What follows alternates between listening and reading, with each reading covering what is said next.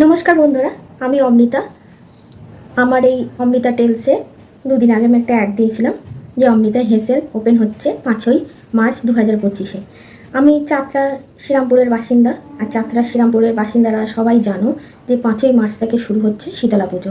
আর এই শীতলা পুজো উপলক্ষে এখানে প্রচুর মেলা ভিড় শুরু হচ্ছে। আর সেই শুভ লগ্নেই আমি ভেবেছি যে আমার দোকানটা ওপেন করব। তোমরা তো জানোই সবাই, আমার দোকানের স্পেশালি হবে হাতে তৈরি নরম ফুলকো ফুলকো রুটি আর নানা রকম তরকারি, ভ্যারাইটিস তরকারি থাকবে।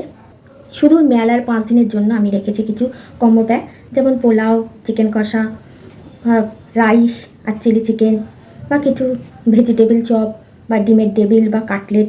তাই সবাইকে আমন্ত্রণ রইল, যারা এই মেলা প্রাঙ্গণে আসবে বা আমার হেসেলে আসতে উৎসাহী তারা আসতে পারো আমার হাতের তৈরি রান্না খাওয়ার জন্য।